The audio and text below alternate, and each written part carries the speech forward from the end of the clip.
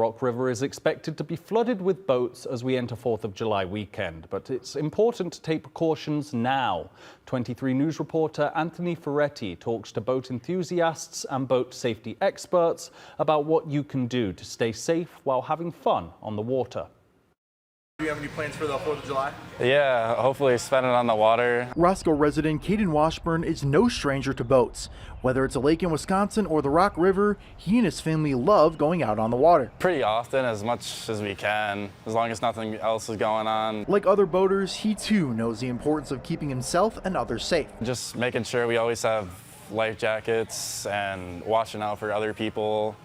Not only just ourselves. Brandon Jack is the general manager of Loves Park Motorsports in Roscoe. He advises boaters to have enough life jackets for everyone on board, make sure your emergency equipment is updated and functional, and to never drink and drive. Boats aren't getting any smaller and they're not getting any slower.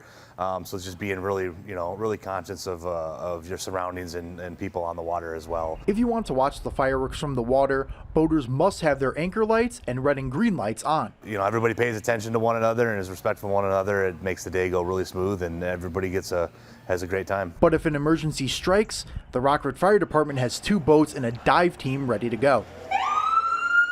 So the Rock River has got a pretty fast current, so if you see somebody in the water, we have life buoys across the bay of the Rock River. Working for you in Winnebago County, Anthony Ferretti, 23 News.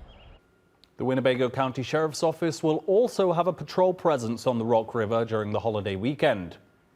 Starting July 4th at 7 p.m., the Rock River will be closed in Winnebago County for the fireworks displays in downtown Rockford. The closed sections include south of the Chestnut Street Bridge to the Fordham Dam and north of the Morgan Street Bridge to the dam. The closure will remain in effect until the fireworks display is over.